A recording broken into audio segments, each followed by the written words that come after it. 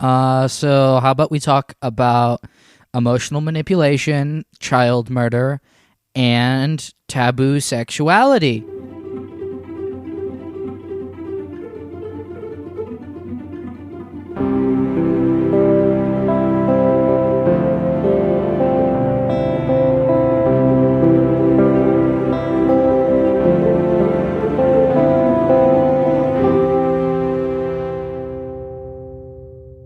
We haven't done the intro even. Oh yeah, welcome to Movie Overload Podcast. The book club movie podcast that we do sometimes where we're going through the history of cinema. We're going from Trip to the Moon to Parasite and everything in between. but also fuck Woody Allen. Fuck Woody Allen. And Ryan Gosling fucks as well. He does. Do we? I don't think we even have any Ryan Gosling movies on the list. I think we've checked multiple times, and I don't think we've found anything. I keep thinking about putting La La Land on there, but I haven't decided. That's not like really important, and you're like, might as well put Moonlight on there if we're gonna pick something from like 2018. You know? I still argue we can talk about Blade Runner 2049 as kind of a tangent with Blade Runner, just a little. Okay. So we can get some. So like halfway. Some fucking action going then in the 80s. Yep. Until then, we're just SOL.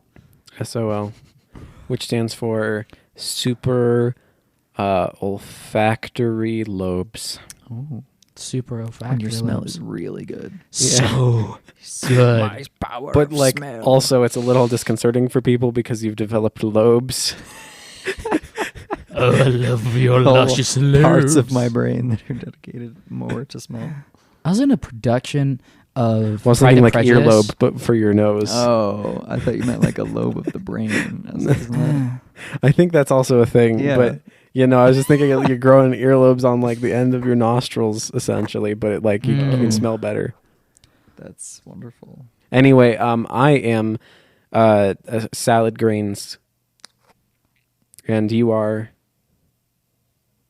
Salad greens? Like it sounded like you were going to continue that thought. You just stopped mid sentence. No, I like am I salad do. greens. Okay. What is your name? Salad Reds. No, my name's Fuck Aiden. Making fun of my name like that. That was fun.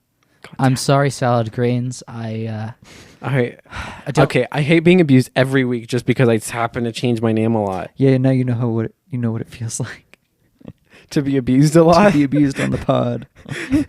Wait, oh yeah, right. I forgot. We used to shit on you. The weird creep in the corner who now sits on the couch like a big boy with the rest of us. Hooray! It's mostly just because I'm lazy and I don't want to bring my chair out here. True. Yeah. Go laziness. And I mean, we're all together here. Yep. And stuff. Yep. We are still palindromeless until the next episode. I think Cleo 5 to 7. Yep. Question mark. That's it. Exclamation point. Mm-hmm. Yeah. And then we'll have for sure. a palindrome with us again. Hooray! Next That will episode. bring balance and symmetry back to the Force. Yeah. I'm very excited. We're going to try to figure out how to get all the schedule to work and stuff because Cleo from 5 to 7 is the next movie. Yep. Big deal. Big deal. Mm. So, yeah. And we're all excited about that one, I think. So it'll be a good time. Except I for haven't you. actually seen it before, so I'm really hyped. Either. It's really Which also good. means that I might go into it and just hate it for no reason. You might be like, oh, it didn't work for me. It's too French New Wave. And then I'll say that you said that know? and you'll be like, oh, well, it's just, and then you're going to have a And long then I'll have explanation to for explain. it. And I'm going to feel guilty like I pigeonholed you somehow. Half a decade ago, I mistook the French New Wave for Italian neorealism, and I've just been coming up with excuses ever since for why I hate the French New Wave. When really, Italian neorealism is what's getting my good. You You're know, like, yeah, Fellini fucking sucks. I hate the Very French New different. Wave. you know, you just gotta get those vibes going. I only saw one Italian neorealist movie, and it bummed me out. Which one? Which one? Umberto D. Ah, Oh, I think that. yeah, I counts. haven't seen that. Yeah, it bummed me out, and I didn't. I've only seen Rome Open City, the first one. Isn't that like What? basically the first Italian neorealist movie or the first big one? basically, I mean, it's cool. We didn't talk about it on the pod because it wasn't important enough for us apparently, but it was a film made during a fascist occupation, critiquing fascism, and with you're some like, real shit actually. in Yeah. there. Like some of it wasn't scripted. When I first watched that movie, I didn't realize that was a thing, and I was like, "Why is this like? This is shot kind of weird. Like, why is it shot?" And then they're like, "Oh yeah, so it's actually shot during a fascist occupation." I'm like, what the fuck? You can do that? It was pretty amazing. You can do that? Yeah. Speaking of weird shit that probably wasn't allowed, but was made anyway during authoritarian rule. This week we are talking about 1960s The Housemaid, classic of Korean cinema. Yeah. It's a movie that I watched. I really did. I promise, guys, I watched it.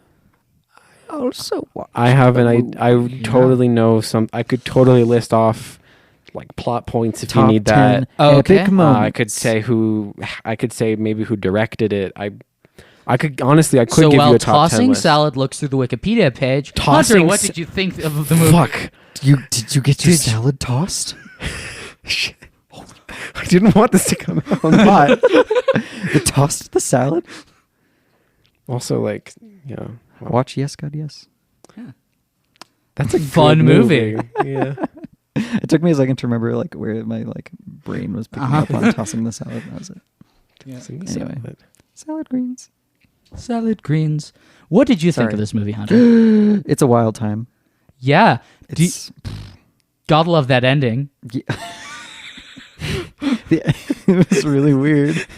But I was just like, okay. Before we describe the plot or anything that happens with the movie, I need you to know that the movie ends with a PSA directed directly towards the camera about not having affairs. And that's how this movie ends. And nothing else in this movie would suggest that is how this movie would end. Yeah. True. Right. Like trying to come up with like a literal interpretation of the movie as a whole like does not work, I think. He really does just turn to the camera. Yeah, like from what I'm just reading funny. here. Yeah, because it's just like it's like them talking, and they're like, "Wow, did you hear about that guy who had an affair with his housemaid? Like, wow, that's crazy." And then the rest of the movie just like plays out with those characters, and then it cuts to them again at the end, and they're like, "Wow, that's wild. It could happen to you, so be careful." And Yeah. like, oh my god. Which I did minimal research because I am a chump this week. Couple weeks ago, I watched 5 adaptations of 12 Angry Men, but this week, really did. I watched like 2 little docs that were included in Criterion Channel. Like, that's good. Bong Joon-ho, famous director of our pinnacle film, the film that we were working towards, Parasite, came in, majorly inspired by this film, and he walks in, and he's like, yeah, so that whole framing narrative that's like a dream thing, at first I thought that it was like trying to get the weird sexual stuff beyond the censors, because like it didn't actually happen, it was just a dream. But he's like, I'm not actually sure if that's the reason, or if it's like some sort of like thematic statement or something. So even Bong Joon-ho, esteemed Academy Award-winning director of Parasite, doesn't exactly know what the hell is up with Who, by this the way, was movie. very inspired by this film. And Yeah. in my opinion, kind of almost made it like, I mean, like I don't know that there's a reason to watch this when all of the fun stare sequences that you could want are also in Parasite. You know what I mean? Historical place. Sure. So for your average viewer who doesn't care that much about history or that sort of thing, you can find more fun versions of this movie in all of new Korean cinema. Yeah, well, that's kind of the impression I've gotten from the stuff that I've watched, is like a lot of Korean cinema seems to kind of follow down this vein of like neorealist inspired melodrama, essentially. Yeah, well, okay, so there's a lot of class politics, nihilism, and capitalism, And some nihilism in there as well. Bloody violence. Which one are we talking about? All Just of them. all of them? Just kind Oh, of yeah, generally yeah. all of them as That's a general fair. concept. Like there are some that Yeah. are chill, but even like Sunny, which is like a fun like girl coming of age movie, like the main girl who wants to become a model gets like massive scars during a fight with a classmate and is unable to pursue her dreams. Oh. And that just happens, and you're like, well, that's a weird dark turn in this movie, and it's violent for some reason, and now the rest of the movie's just happy and happy-go-lucky and everything. Like, that's very out of place. Okay. Even in the happy movies, it's still like, why did that happen? That's a bit fucked. Like, All right then. I don't know, giving rat poison to children Yeah. and rat poison to people generally, but children. Yeah, I was really uncomfortable watching that rat, though. It's just a Yeah, the mouse, rat, really. Like, That made yeah. me sad. Like writhing and dying. I was like, oh god. I don't know if there's actual animal dying in this movie, But potential I content would warning, not it be looks like that might be the surprised case. if Yeah. it was. Yeah. Seemed pretty convincing. I don't think that they spent a lot of money on a puppet. That's all I'm saying. Yeah. So if you're sensitive around these things, watch Parasite and skip this one. Give it a little skipperoonie. Yeah, or better yet, watch what's the name of that other Bong Joon-ho movie? Why do I forget Mother? all the time? There's a lot of those. Oh, Okja. Okja's also good. Yeah, watch Yeah. Okja. If the mouse thing Yeah. dying wouldn't affect you, watch Okja. No, so if you're fine with people Shit. dying grotesquely, but you don't want to see animals dying, Park Chan-wook's films are pretty solid. You got They're your good vegan your Vengeance filmmaking. trilogy. But you don't like the Vengeance trilogy, do you? I love the Vengeance trilogy. You just don't I like don't like the one Old that everybody Boy. likes. I don't like the visual style of Old Boy. It's a good movie. I just don't like it. I will keep this as an ongoing theme that you don't like this movie until we get to that movie, in which case then everybody can like chide you when they like it. Yeah, you can go See, ahead. okay, this is what's amazing about this podcast is that we can all berate each other for our opinions. It's not a celebration of cinema. It's a big stick in which we pass it around and beat each other with it. Yes, beat whoever doesn't like the classic piece of cinema that is very influential. Or whoever does like it if the majority doesn't. Oh, yes. That Tokyo Story episode turned out real weird, didn't it? The martyr No. forever. I talked so much in that episode. It's okay. Can I have a little bit of a spiel about just to open us up more into the Housemaid? Doodly. Go ahead. So here is something that I've been reading from the Criterion Current, which they just have good articles. I would love to write for them. Do. I'm going. I don't know. I've had an opportunity extended to me where I can send them an editorial pitch, and I will do so.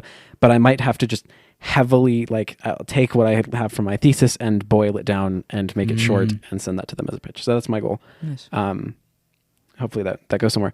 However, what it does say here is, we have Kim Ki-young who directed this movie. There's also Shin Sang-ok, Yi Man-hee. This was the South Korean cinema golden age in the 60s and 70s. And it was a very big deal in the country. It actually was at the time pretty much one of the biggest film scenes in the world. It says here, producing over 200 films per year during this era. There's a lot going on. However, guess what?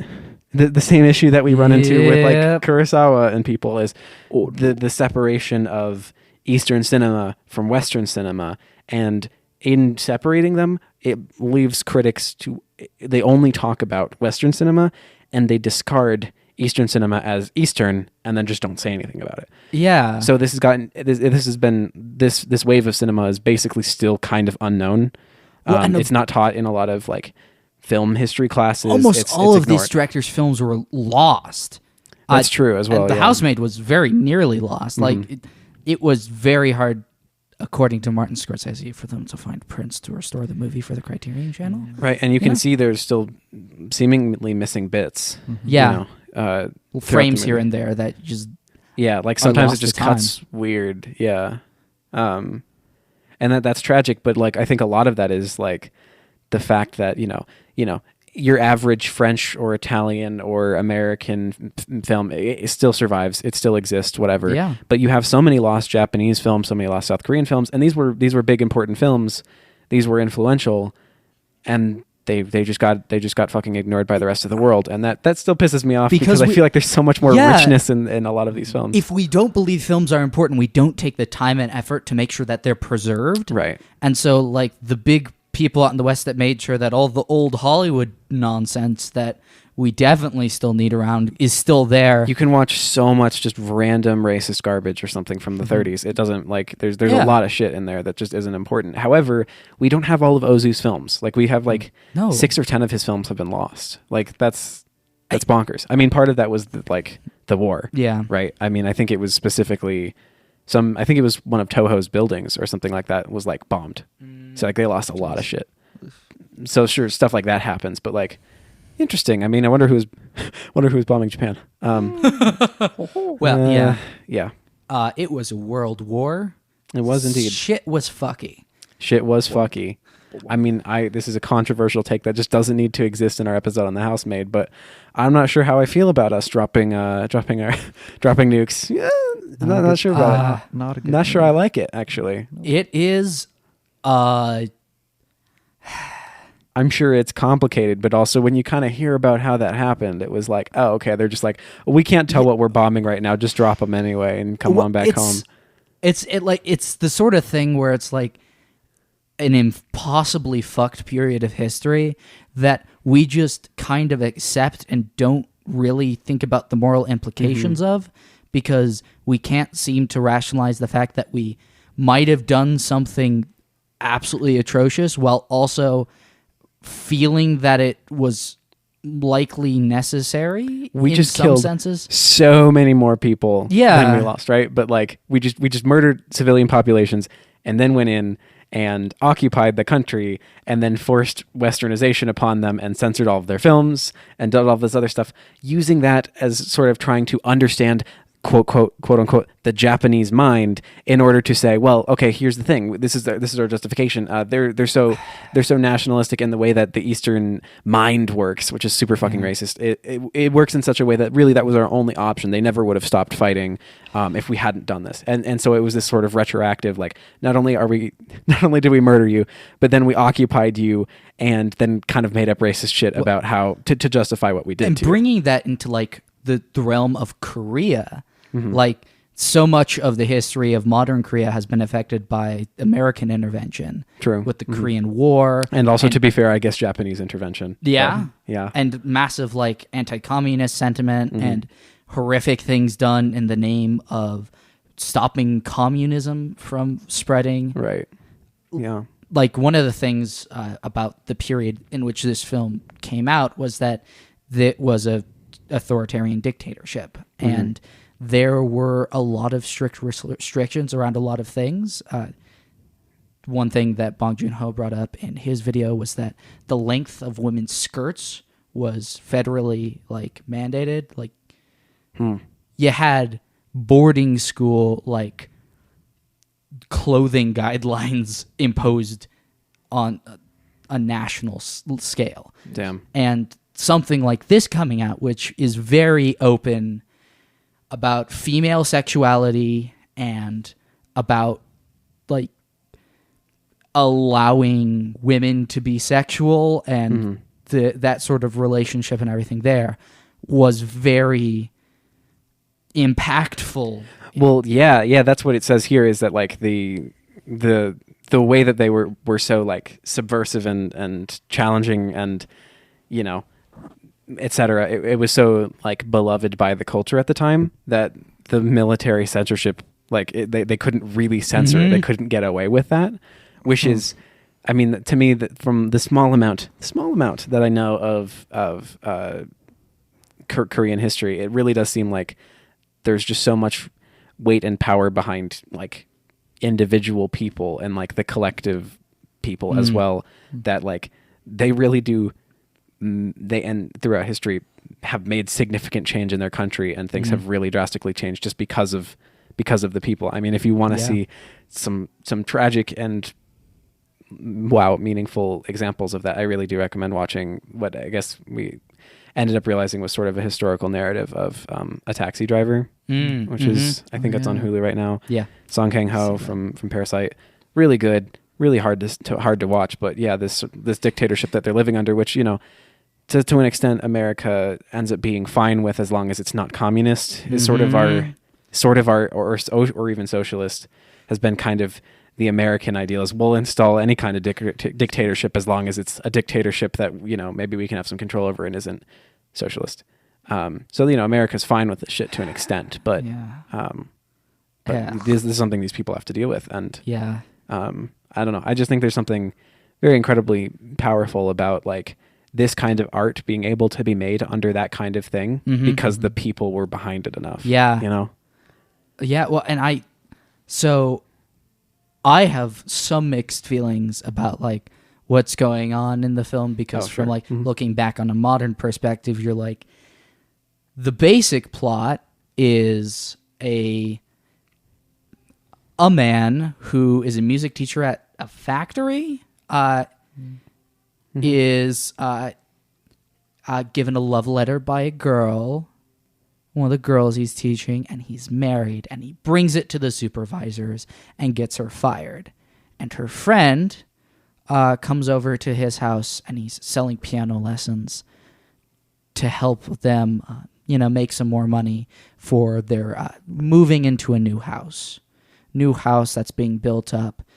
They're moving from lower middle class up into the middle class, and his wife is a bit sick, and so he asks his piano student, who's gotten a bit close with, like, hey, do you know anyone who would be willing to be our housemaid? And so she knows someone from the factory. I presume, I don't actually. She's just like in a closet smoking. Yeah, I don't. And so I don't know how she knows her, but I don't know. The girl who smokes in her closet, she's like, hey, want to become a housemaid? So she comes in. First thing she does is she kills a rat with her bare hands.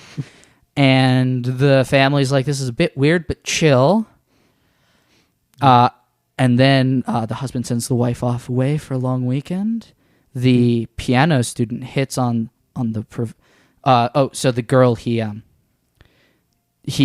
scorned earlier dies.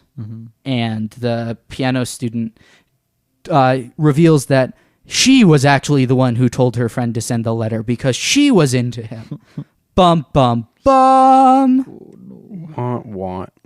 And he kicks her out. He's like, I can't have this right now. You're going to ruin my family. Although he said, come back because we need your money for true. Very big whiplash there. Yeah. Leave me. I don't want you to ruin my family, but come back for lessons. Which she doesn't do. No. I can tell. And then she does at one point, though, right? Yeah, she comes back at the end. Reason, but then the focus shifts substantially because the housemaid comes in from out in the rain in a dress without things under it, and seduces the husband person. That's fair. Either gets pregnant and or pretends to get pregnant.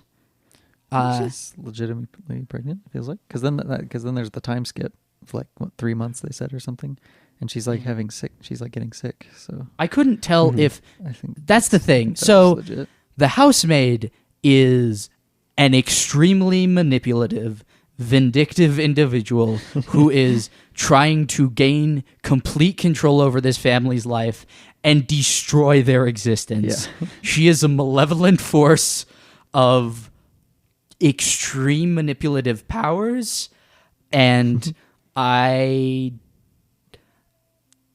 that's...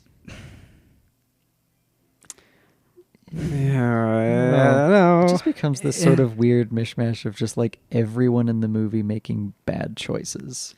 Yeah, And then, like obviously, like she's the one that's like more cruelly forceful. It feels like she's just Mhm. like, well, Yeah. I want to do this, even though that's kind of hurtful and doesn't make real sense, I guess. The husband spends a frustrating amount of his springing time either strangling or hitting his female people around him. He doesn't do that to his daughter. He feels He weirdly- doesn't. His daughter is the only person who doesn't seem to like be a shit person. Yeah, true. Yeah.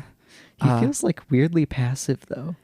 Like He he is- doesn't well, that's- actually okay. do anything. I Yeah, feel okay, like. there's a thing about that, I guess. In Bong Joon-ho's little intro thing that he was talking through, the movie, I was baffled the entire time because he walks in and he's like, so yeah, the man playing a piano is like a symbol of that he's sort of like a wishy-washy sort of like man. Like Korean culture is really dominated by like macho men, like strong macho men, and this is like a softer like sort of guy. But he's like a freaking brick wall. He like either doesn't have emotions or he wants to kill someone. Like if he's soft, I don't want to meet the sandpaper sledgehammer of a man that is this like height of Korean masculinity. I really want to show this movie to that person again, that professor who is like, you know, talking about how it's the Eastern style of acting is so over the top, and then here we have this guy who's like representing like some degree of like subtlety and you know what like sensitivity, I guess, but like almost looks like a brick wall. Oh. Like again, my point is there is diversity in every culture. You fuck. Yeah. Yeah, no, I found him to like be somewhat emotional and sensitive, like Yeah, to the he has his extent that like moments. he, but also not in like an admirable way. Yeah. Just like in just a this is the guy's personality to an extent way. I was wondering the whole time if the whole thing with the housemaid was supposed to be like karmic justice for the fact that he basically drove a woman to death. Right. I mean, yeah. Yeah. Also, the fact that like I don't think he's particularly. I mean, okay, he's sensitive when he's sort of being a wreck over the fact that happened when he's talking to his wife, but otherwise he's like, oh, I'm not responsible if she decided to kill herself. Yeah. Like, I did almost think of might wanna her cut like that. the housemaid as being like a force that kind of comes to haunt the house. Like just when they're like talking and then you could just hear her kind of banging on the piano from the other room and I'm just like, oh, that's kind of spooky almost. it is like, spooky. It's very It's just Yeah, and I think there's. Well, I assume that there, and I don't know if this is the case, but that made me think of like, you know, there's all this distance in the house up top and up in the higher rooms up the stairs. The stairs are a big symbol, whatever. It's a big Western style house. Is there, you think, some sort of particular like, maybe even like Western critique there in the Western style housing when the mom at the end basically says, "Oh, I shouldn't have wanted this bigger house." See, Is that I what feel that's like that was implying? something that they had discussed before about where he almost kind of sort of blames her, being like, "Oh, well, if you hadn't wanted the bigger house, then we wouldn't have had to worry about like more space, and then we wouldn't have needed a maid." So I he's, think like, sort it's that's more a of weird a- different thing. I felt like less a critique of westernization, although I honestly don't know. It very well might be both, but also class, Yeah. because they're moving to a bigger house and like the staircase, like that the staircase is like the centerpiece of the film. Like all the big scenes happen on or around the staircase. There's a lot of tension. There's like just a lot of staging of power dynamics. Like the housemaid lives in the room upstairs across from like the man's office, which is a piano. So she's like above everyone the whole time and has that sort of state of power of them throughout the entire movie. And you know, as it goes on, she's able to manipulate everyone more and more to the point where she can just kill their child and they won't go to the police because they're so afraid of their secret getting out, and the man will get fired and they'll have to drop back down to the lower classes. They won't be able to like sustain their middle class living anymore. It's like this terror of being dragged back down the social hierarchy as you're trying to like climb your way up the class structure. Sure. Someone from like the working class will come in and just tear you right back down. Yeah, but that feels like that definitely shows up in Parasite like pretty strongly. But I don't know. It doesn't feel like as strong of a motivator in this film to me for some reason. Yeah, that kind of stuff felt a little more, just not as explicit, I guess. Well, so Yeah. it's subtext. It's kinda there, Yeah. It's a lot of subtext, and a lot of one of the things that Bong Joon-ho was bringing up in his short little 15-minute interview thing was that the staircase. He loved the staircase and its symbolic like nature in that sense. Mm-hmm. So you have that stuff going on. Yeah. We have a plane flying overhead. You can't hear it. Well, you might we be can. able I think to. you can. You Yeah. definitely can. And taking a stand now. There's probably a few things on this podcast that you might be able to hear going on in the background, but it's fantastic. Okay, I did a bit more reading as we were talking on the preservation of film in South Korea. Obviously, some of it's like if it had gained more of an international audience, if people in other countries were focusing on it, yes, there would be copies existing other places. So yes, it would have that would have helped. However, part of the reason why they did not preserve films is because there was a particular kind of straw hat that farmers used that had a very flimsy brim. Okay? Flimsy brim. And they realized that reusing Film preservation. celluloid would make it firmer. Fuck. It's the shoes thing from Hugo all over again. Yeah. They melted down my films and made them into shoe heels. God damn it. I mean, I think that's. I wonder if that's kind of. Well, maybe that also happened with Méliès. I don't know, but like, I wonder if Scorsese got that directly from this, as he was involved in the very well preservation might of the have. Housemaid. Because I know they Méliès- lost so many. Apparently, 70% of films made before 1960 in South Korea are now reported as missing. And film preservation did not exist in the country before the 1990s. So any like old, considered worthless celluloids after it had made its theater run would get chopped up and literally put into straw hats. So that's what happened there. Sad. Yeah. Obviously that would have still happened, but we would have had a lot more of the significant films if anyone had been paying attention to South Korean cinema. So I still put the blame partially on. Yeah. And I think that someone who does a really good critique of this is Mitsuhiro Yoshimoto. Has a book called, I bet you couldn't guess, Kurosawa and the Japanese cinema. And it's a broader, it's A Kurosawa 50 book? pages on the critique of this sort of Eastern-Western dichotomy in a lot of scholarship and in a lot of film theory.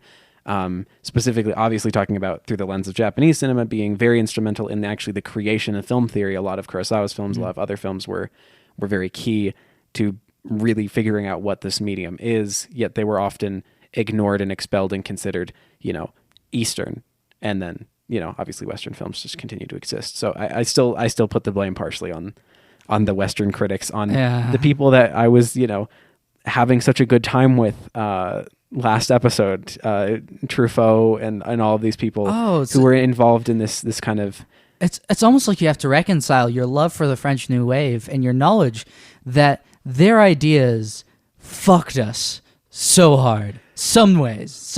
In some ways, some of their ideas there did fuck us over. Like, I'm glad that we can really appreciate Jean Renoir. And I guess Howard Hawks, even though I feel like nobody talks about him anymore, was somebody that everybody talked about back then. I'm appreciative of all of this. I like these films. But I don't like that that's to the exclusion of all of the other films I really like. Yeah. It's disappointing sifting through a lot of scholarship from, anywhere from the 60s to the 80s, and half the time that they're trying to talk about Kurosawa, they're just talking about Japaneseness. And it just being like, well, this is what about Kurosawa? This is too ill-defined. Yeah, exactly. That's the point. We can't talk about Kurosawa in the context of Japanese cinema when we're just saying, well, Kurosawa is a very Western Japanese director. Why? I don't know. Ozu is the most Japanese of Japanese directors, and Kurosawa is the most Western of Japanese directors. And meanwhile, Kurosawa's out here being like, I don't know what's Western about my. He's like, I thought I was the most Japanese director, and there's that's not considered, that's not reconciled. I mean, Kurosawa's forward to one of the biggest books on Kurosawa scholarship by Donald Ritchie. He just says, I really appreciate the kind of in-depth look that Ritchie has. I disagree with most of what he says, but I think that this amount, this in-depth study is important, and I wish that Japanese readers could read it too, or something like that. That's what he said. But yeah, but essentially this idea of like, I don't think Kurosawa liked a lot of the conversation around him, and he didn't think it was fair. But this is part of the deal when you have very few Japanese critics. And actually, the study, this is very key, and comes back to my point of why I'm sort of not happy with Western scholarship on film is part of the occupation fetishized Japanese art and Japanese writing in a very specific way to highlight the traditional stuff, right? Which meant that like modern literature didn't get really appreciated, and film didn't get appreciated. Those things did not get included in like Japanese studies, right? Like we have English studies. That was segregated. Japanese studies, you're going to be covering the classics, and that's it. The field still hasn't really developed to be able to include film or anything written in like the 20th or even 19th centuries. That's not there. Because you have to keep the essential Japaneseness of it, or else you lose the attention, the small amount of attention that you get in academia. So it is academia that's really done a number on a lot of this shit, which is gross. I love obviously. that Orientalism. That's essentially all that this is. And it is upsetting, right? Because we can't talk about. It's hard to talk about Kurosawa in any conversation without it being about, well, is he Eastern? Is he Western? What about the fact that he likes John Ford? Doesn't that conflict with the fact that he's Japanese? Why would it conflict with the fact that he's You know what I mean? Yeah. Like Bong Joon-ho likes Martin Scorsese, and that doesn't mean that Bong Joon-ho isn't South Korean. Like it shouldn't mean that. I don't know if that's what people are saying, but I wouldn't be surprised at this point. Yeah, it's weird because you can see.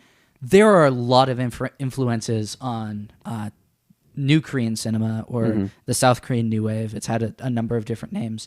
And you can see bits of where like The Handmaiden has impacted specific films. The Housemaid. Sorry, I was going to say, it's like, the Handmaiden is a different... The Handmaiden is a Park Chan-wook movie. A very good one. Yes. But, I mean, there are elements of this film in, like, Kim Ji-woon's A Tale of Two Sisters, which, like, a lot of the different relationships and focus on these uneven power dynamics just are more present in a lot of the Korean cinema I've seen, as opposed to, like, American cinema or something like that. They... At least half of the bleakest fucking movies I've ever seen have come out of South Korea. Like the guy who did like Train to Busan, like a zombie movie, kind of sad. He made animated films before that, and he made this movie called The Fake, which is oh my goodness, it's like a kind of stilted animated movie. And you're like, I don't know if I can get into this. And then it just rips your soul into pieces. It's a movie. It's the only movie I've ever seen where every single character, almost every single one of the main characters, is one of the most horrible people you've ever met. Except for the people that are there so that they can get abused by those characters. And the whole point of the movie is, I think, the best I can tell, is to get you to admit that someone can be right, correct, without actually doing a good thing. That movie is thoroughly fucked on every level. And I was thinking about it when people were drinking rat poison and shit. You know? It's just that vibe. I don't know why is it just because like American cinema is so much more like commercialistic? Because even like bleaker movies that come from around our area are like Prisoners by Denis Villeneuve. I love it. And like you get some stuff from Europe, you get yeah, but there's Yes, certain kind of but- bleak, like I feel like sad, stereotypical Western sad movie. If we're separating, which we again, I've just argued that maybe we shouldn't separate it like that anyway. Yeah. But a more commercial version, at the very least, of sad movie that makes it to the Oscars is Life is Beautiful, right? Which is like kind of funny, kind of sad, has sad things, but is overall redemptive. That feels like kind of a staple of what at least I grew up with. Even though, okay, that movie feels significantly more messed up to me than movies that just admit that they're messed up. That's true. Instead of like trying to make the most horrific things that have ever happened in humanity, like kind of a lighthearted like story of perseverance. Mm-hmm. Like, yeah, that's, you reach some sort of level where you get that like tonal unbalance. yeah. You need the depression to be uplifting instead of just letting it be depressing sometimes. And it is, Yeah. I don't know. It is, I think it's annoying. I think it's frustrating at times. And I appreciate that a lot of Korean cinema that I've seen doesn't feel the need to do that. It's good. It's good. But it's also, sorry, this is a bit of a transition. And now I've called it out, so it's not a transition anymore. But like, this style, specifically this movie, became kind of a legend because of its remakes, as we were talking about before we started recording. Of Firewoman and Firewoman 82 apparently were available in Korea, even though The Housemaid was kind of lost. And the young filmmakers, like, you know, presumably your Bong Joon-ho's and etc. were interested with the remakes. They really liked it and they wanted to see the original.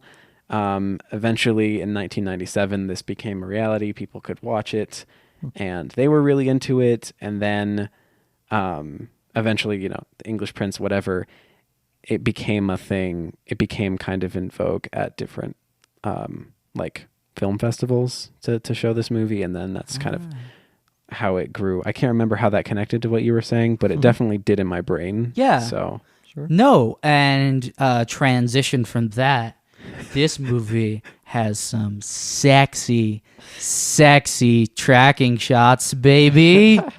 it does. Oh, you got this terrace across the upper floor, and there's a little walkway between the housemaid's room and the office, and you get so many sexy tracking shots right across that little balcony there. Good. That made me So- also want to call out and appreciate that shot at the very end where they pull through the window. Yeah. And you can kind of see the cut, but I still like it. They do some good It's- shit. it's pretty Yeah. smart. Yeah. I really I like liked that they went for it. Yeah, I mean, even with the 400 Blows, like just watching these two movies, like, you know, relatively close together, it was nice to appreciate, like, oh man, we're really getting to a point in which the movies that we're covering are specifically standing up for, like, really trying to do some more, like, inventive and fun things with the way that they're filming. Yeah.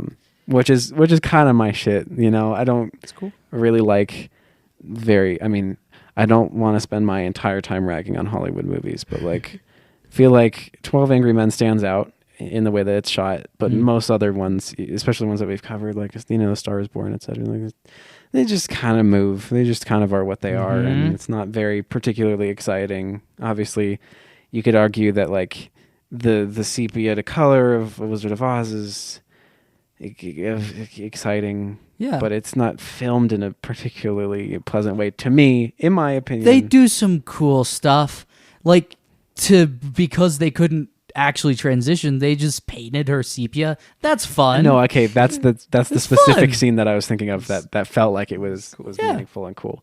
Other than that, I don't know how I feel about it. I think a lot of stuff is just, you know, filmed on a set, filmed kind of cheap, and you can tell that, like, the house in this movie is, like, a set house. Like there's some flimsiness maybe to the set design. In my opinion, it kind of felt that way, but not in a way that like took away from it. Like it felt kind of part of this style of almost feeling claustrophobic in this house. There's a sense of you almost feeling kind of trapped in this place that feels like it's, at least to me, feels like it's falling apart. It seems emotionally, as well as maybe with the actual design of the house feeling a little bit sketchy in that way. Like specifically I'm thinking of like some of the texture on the walls, things like that, just feeling kind of it's a really unsettling. weird texturing on the wall. Yeah. Along the staircase, it's like these like sharp angular patterns, but they're textured, like they're covered with like that weird popcorn ceiling stuff that you used to have in your bedroom and you shove into your face if you had a bunk bed or something. Yeah. Good times. Me. And like, well, it is interesting that the first time that you see the house, it's kind of in shambles because it's still being built. Yeah. And you never really feel like it, like the next time you see it, it's not like, oh man, look at it's all polished and cleaned up. It just kind of feels like a lot of that has been shuffled aside. I don't know how to describe it, but like the first vision of the house, seeing it as this like kind of disheveled place that's being constructed, doesn't give you a lot of like confidence in the architecture. That feels like a very weird thing to say that I would try to like explain in a 10-page essay or something like that, and would very loosely grasp at strings to try to prove why I felt like that. But I don't know. That's my thought on that. It's very claustrophobic and very uncomfortable, and I don't feel safe in that house, especially with everybody falling off of the stairs all of the time, constantly. Just opening all the drawers. I love how every time they look for the rat poison, they open all the drawers up to the third drawer, even though it's always in the third drawer. But also all of the drawers open in the same direction. Yeah. Which is like particularly notable because I don't feel like many drawers that I've ever, in any houses I've ever lived in, do that. They're like mirrored drawers. In pairs, Yeah, they're weird cabinets. And it's unsettling as well because most of those cabinets, when you open them, are like mostly empty. Yeah. Everything about it feels scary. I don't know. That reminded me too, they shoot from inside the cabinet. Yeah, they do. Yeah. Cool, now that I think about it. It's nice and chill. Because like we're kind of honestly we're used to like seeing that kind of shot, but like modern movies, in modern movies, but before that, like I don't think we've watched anything that does that. Some fun things, some tricks. Okay, so back to sorry, I don't mean to cut back straight to this, but it starts getting played around a place a few different film festivals. He's kind of becoming a big name again. He's kind of being seen in the West, and it's sort of a thing. He gets invited to Berlin for a retrospective of his work in 1998. What? And he died a few days before. Oh, Jeez. that's sad. Yes. Oh, I'm sad. His house was on fire. That's how he died. Oh. Set off by a short circuit. Yes. Content warning, I guess. Yeah. The article literally just says, a bizarre ending even for a man whose vision was as uncanny as Kim's. Hunter, in the future, when editing this video, put some content warnings at the beginning. I guess. We have... sad times at the El sexual Royale. content, sort of suicide, and a director burning alive in his house. Yep. Sure. Fuck. Yeah, I was thinking a few days before he attended the first major retrospective of his work. Fuck. Yeah. I do highly recommend this article. We'll put it in the description, though. The Housemaid Crossing Borders on the Criterion Current is good. Cool. There's lots of good information. Speaking of like talking about people dying, I was thinking like I tried like going through a list in my head of like the people that died in this movie, and like if you just line them all up, it's like it's kind of shocking. Because what is it? Is it just like death, miscarriage, murder, Abortion? No. Wait, sorry. Were you talking about this movie? I said, yeah. But I mean, that's abortion, not miscarriage. Same difference in this case, maybe? I couldn't tell if it was intentional. It was intentional. She's the one who was told to kill her kid, so she jumps off the stairs to kill her. I needed to watch that scene again because I was like, I didn't get that. Okay. That scene. Yeah, no, that's why that I knew that was what they said. Oh, yep. So, yep. Was Yeah. that? Did you guys miss That's that? a thing. Yeah. I missed. Yep. I missed that. That I was also what missed it. was happening. Yeah, there. that's what the It was mom was not telling her super to clear do. to me. Yeah. Yeah, I Fun. got more Mhm. positive vibes off of the mom scene than I was supposed to. And then murder again, and then Mhm. a nice little double suicide, Murder suicide. and then we're good. I guess double suicide. It's under He duress. goes with it. Yeah. Oh well. But also, Fucking hell, this technically movie's speaking, Sorry. nobody dies in this movie because Yeah. it was all a dream. Yeah. And then we get a PSA directly towards the camera. Where he just turns, he just looks at the camera and he's Yeah. like, "Oh, you men are horny. Even you who are Yeah. shaking your head, you know you're horny." You know you're so horny. You know you want your housemaid for the sex, but don't do it. Ha ha ha ha ha. And then he does Ha, ha. just laugh, and it's so unsettling. Honestly, the ending of that movie is more unsettling than how horrifying everything that happens in it is. But yeah, no, that's why the entire time she's like, you know, my kid deserved to live too. It wasn't like she was distraught over a miscarriage. It was like I was like in duress and kind of coerced into aborting my child, which I think is significantly darker personally. Yeah. Yeah, for sure. Which is also why she'd kind of have it out for the wife. Although, okay, I don't, because of how manipulative she was through the rest of the thing, I never was entirely sure if she was actually pregnant or if she was like faking pregnancy through the whole thing to like gain control over the family. Oh, you know, she was definitely pregnant. I think so. Yeah. That, I mean, in my reading, I mean, like, what didn't the police? She got taken to? Oh yeah, there were doctors or something. That Yeah. Came in after No, but her that and was were the like, mother. She She- lost they're- the baby. Yeah.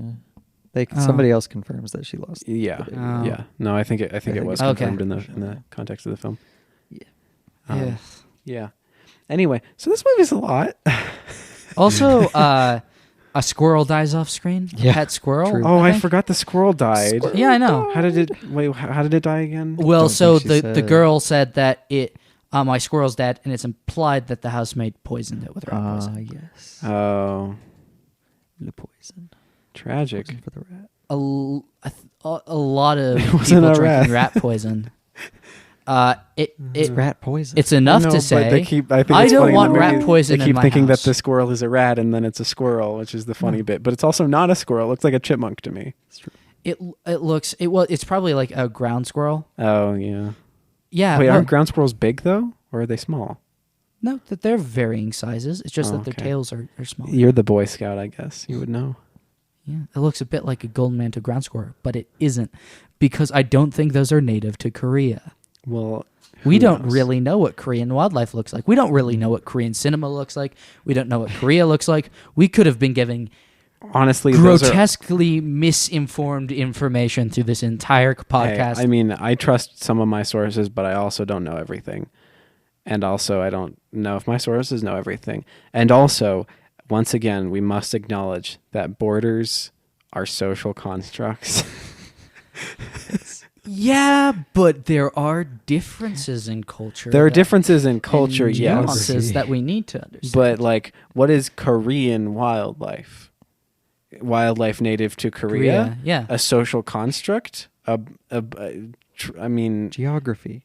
yeah. Okay, but also Yes, but is it specifically native to Korea, or is some alligators of this, like, not being existing in, like, you I feel know, like maybe this is getting too parts of granular. China? Like, I mean, some I of don't this even know. wildlife must exist in other places.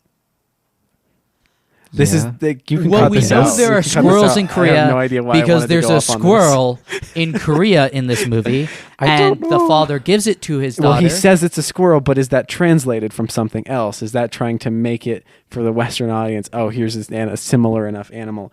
I'm gonna search what is the squirrel. Okay, so while we figure out what if the squirrel in the housemaid is actually a squirrel, the It's not a rat, squirrel that's all is we given know. to the daughter because the daughter What? has some sort of All that leg comes up is injury Girl or Squirrel. something like that. What is Yeah. Girl Squirrel from 1963's feature film The Sword and the Stone? Oh shit. Yeah. That's all that comes up when I No. search what is the squirrel in the housemaid. God. It's almost as if no one else has ever thought to ask this question before. See, people say that every piece of information is available on the internet. I think those people don't ask enough questions because I run into walls on the internet often. Mm-hmm. Agree. Very often. There are 10 films in the last week I have wanted to see that are not available on the internet. Our world is broken. It's true. Yes. Yeah, no, there's some rough patches on in life, I guess I'll say. I'm sorry Was for I your speaking loss of too not loud? finding that film. I'm sorry. Oh no, I think we just have the volume too loud anyway. I'm realizing that my ears are doing the like I'm gonna go deaf thing. You should turn it down. Yeah, I think I should turn it down. Do it. Okay. Somebody. And well, Salad Fingers turns down the volume on the headphones. We can talk Salad about... Fingers? I had to watch all the Salad Fingers videos with Keely the other day. You had a great time, didn't you? It's okay. It's all right. There's some okay stuff in there. They're fine. Yeah. I like how I've been just insulted constantly on this episode. Here I am just trying to bring You're no Salad Fingers. Yeah. Thank goodness. Yeah. 4-2. Wait. What? I did think that the squirrel cage was really cool. That struck me because it's a cage, but on either end it has Yeah. like two little wheels incorporated with it. And like the squirrel's always running on the wheels because even though you've imprisoned him, he isn't going to get weak. He's not going to become a weak squirrel. Yeah. Isn't it fun to have a dad who gives like his daughter who has trouble with walking, she uses crutches. Yeah. It's I not don't know. fully explained like what her thing is, but he's like, no, you can do better. Yeah. It's kind of yikes. Remember the squirrel. And it dies. She doesn't die. Hooray. Yes. Salad greens. Oh What's no, we happening? spoiled the whole movie. Oh, no. The little girl with crutches doesn't get murdered One of two survivors. because it was all a dream anyway. But also one of the only person in the film who doesn't do anything really shitty deserving of some kind of backlash. Like even the brother, man, that brother Terrible sucks. child. Dipshit. I mean, he's constantly making fun of his sister for being quote crippled. It's not good. You just don't. And then the father punishes him by having him hold his hands up in the air for an extended period of time. Doesn't really do much. Okay. Oh, Like- have you tried holding your hands up in the air? no, for an I mean extended period of time? that's not what I'm saying. I'm saying he continues to be a dipshit anyway. Oh yeah, no, Yeah. no. You small children are bad. Small children who are AMAB in a patriarchal society tend to be fuckheads. Oh no. Oof. I am saying this as an AMAB individual who's raised in a patriarchal society and was for many years a massive fuckhead. Many say I still am. Boo. Disagree. But yeah. Did we want to talk about at least the one remake, or did we have other things to talk about? Well, there's Oh, the do you 2010 have- remake. Do you have the info on the remake? I read a plot synopsis for the 2010 remake, since that one seems to be the most like direct correlation. I So guess. is the But plot true. synopsis just the plot of this movie again? No. Oh. Surprisingly, it actually has What? a decent amount of variation. That's fun. Yeah, so like, I mean, the other ones that he made, the fire woman or woman of fire or Mhm. whatever have you, seem like they're pretty similar. I didn't read whole synopses of them, but it seems kind of the same. But also, they're on like a chicken farm or something. But he's still like a composer. I don't know. They're shot in color. The sex scenes are shot Nice. with red light, and the Oh. death scenes are shot with blue light. Ooh, that's kinda Apparently. interesting. Cool. Yeah. Intriguing. Color Well, symbolism. yeah. Well, I guess, there's also one that got made in 2010 by a different director. Yeah. And it kind of leans more into the class thing, I guess. So the family is very explicitly like living in a mansion. It's very like upper class, whatever. Yeah. And Cho is like an existing like head maid that they already have. And then they get the new maid on who's like hanging out. And they have in the article here, hired as an au pair Oh, hell. for Au the pair. mother who's pregnant with twins. Fun times. Hooray. Mhm. I'm going to forget some of the details, so I'm looking back over it now. I don't know how I guess they get there, but kind of the same thing ends up happening. The maid has sex with the husband and is caught by Cho, the other maid. Oh. And then she's like, so did you do it? Like, are you pregnant? Like, what's happening? And she's like, what? I don't know what you're talking about. So she tells the wife, who then also goes to her and is like, do not have baby. But I guess the wife's mom is also involved, who's also wealthy. And they start like trying to like arrange ways for her to like accidentally miscarry because she wants to keep the baby. Huh. And there's what was it? Huh. There's something arranged where she ends up falling from a ladder positioned at the top of stairs and then is dangling from a chandelier, and they have to like she falls and suffers a concussion, but still keeps the baby for the time being. It sounds significantly more convoluted. Yeah, there's Which, some more. I although- guess it's shorter. I don't there's hate, too. because one thing we haven't brought up yet is that while this movie is good, the second act does drag a bit. Yeah. Before it really, it has the setup, and then it has more setup, and then some dead air happens, and then it really kicks into high gear in like the last 40 minutes. Yeah. That's pretty good. Looks like in the remake, keep going there, I guess she's like slowly poisoned through like medicine packets that she drinks every day, and is like still planning on keeping the baby. And it just says she succumbs to the effects of the poison, and they arrange an abortion without her consent. So I'm assuming that she's unconscious or something. And so they abort the baby, like, yeah, with her dealing with it. So then she's, up and about again and is like, what the fuck? Why did you take my baby away from me? Huh. But then the wife has had her twins, and she's like, Maid Uni is pissed, and apparently, after recovering, the couple comes home and finds her breastfeeding one of their children. Holy shit. Yeah. They try to get the other maid to get her out, and she refuses and quits on the spot. Then the maid confronts the family, hangs herself from the chandelier, and lights her body on fire.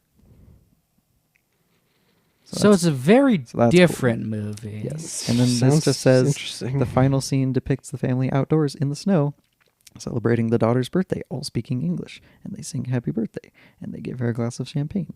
And it says, both appear insane as she looks on.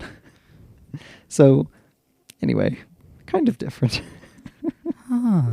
I'm kind of curious to see. It seems kind of mixed. Like the Letterboxd average is like 3.0 on that one. So, like, I don't know. I don't know if it's worth it, but It kind of interesting. reads to me as, from the plot summary, something like The Perfection, where it's just like oh yeah, a lot, Mhm. and it's like doing a lot of like taboo stuff, and it's just kind of gonna work for some people, and some people are gonna think that it's a bit too much and it's kind of silly yeah, because it's so much, or some people might be like, no, right. Like it's good. yeah, it does seem like maybe it's trying to make some effort to lean more into like the classes like side.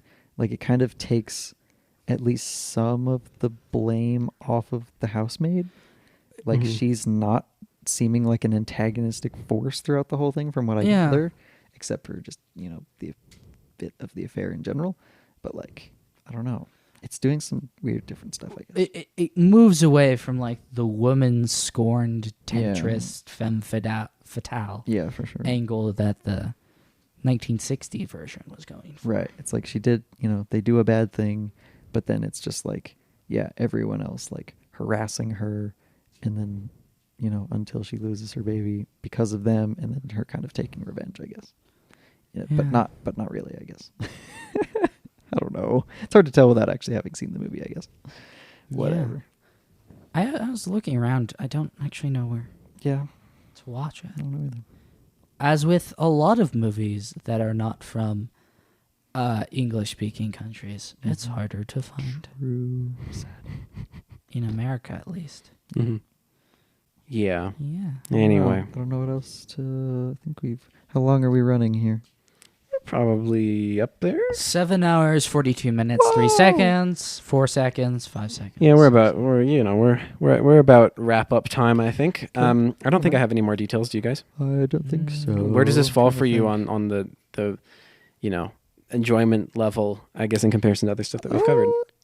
It's kind of again just middle of the pack. It's just Yeah, like, it I'd was probably pretty say the solid. same. It was decently enjoyable, just because again, like, it is pretty unpredictable and like there's just wild, crazy things that start happening. You know, so for that it was all right. But again, it's like it didn't feel just not personally special, I guess. Yeah, there's definitely stuff that I enjoyed, but it drags a lot in the second act, just kind of up until like the main ending bit. Yeah, it just long, didn't.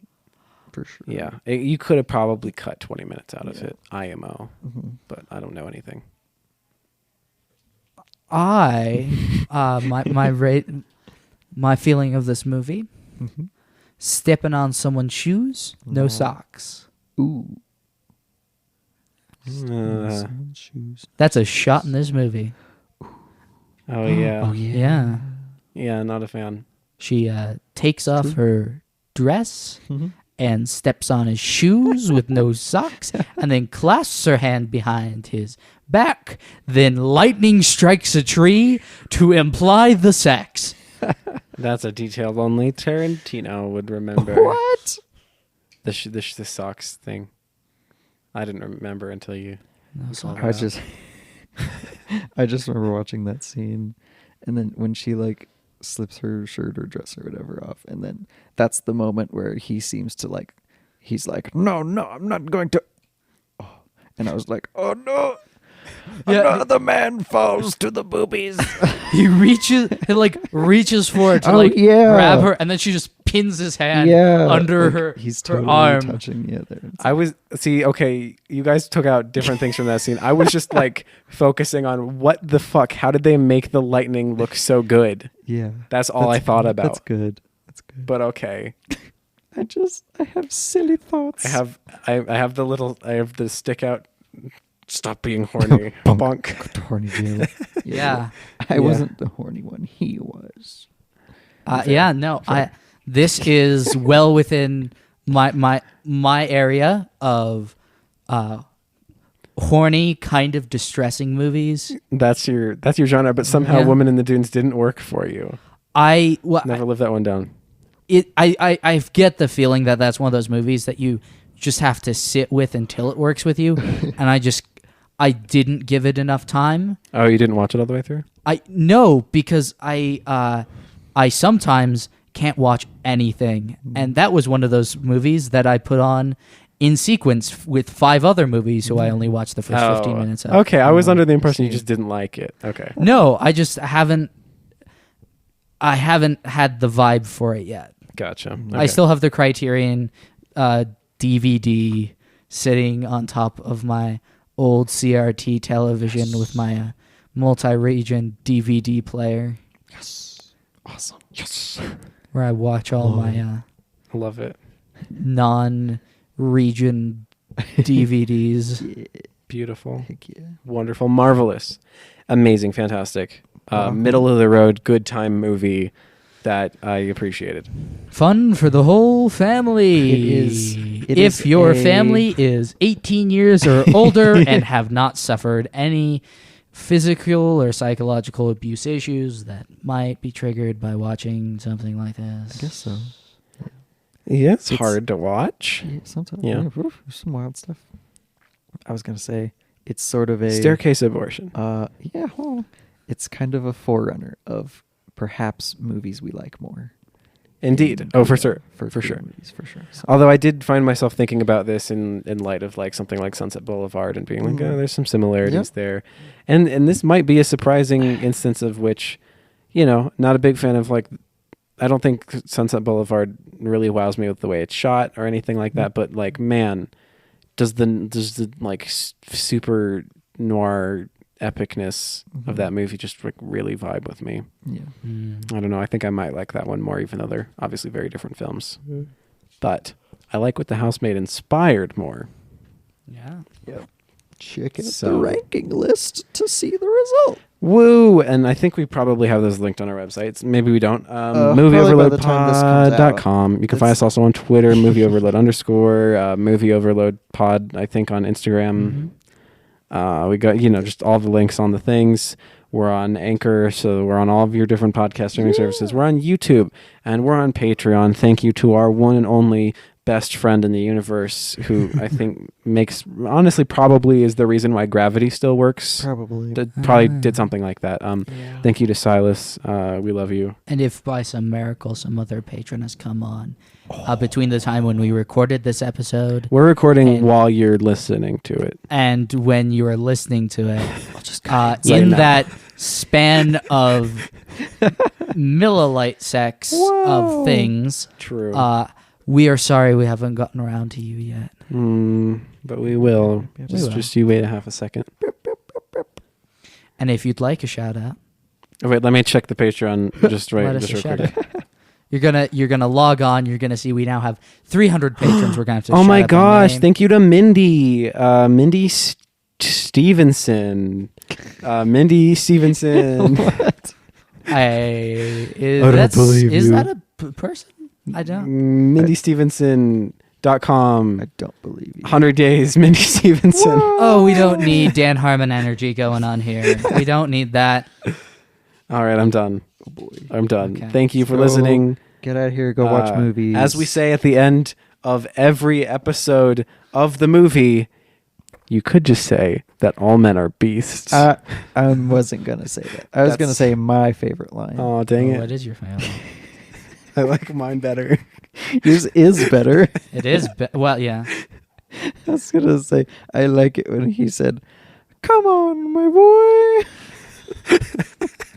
All men are beasts. The All end. men are beasts. Wow. AMAB. Wowie. Yeah. AMAB. What? Yeah. All men Yeah. are beasts. Oh, shit. Yeah. Fuck off, listeners. That's how we gain a consistent Right. listener I'll give base. them money. Aggressive Please confrontationalism don't with our leave. target audience. I'm sorry.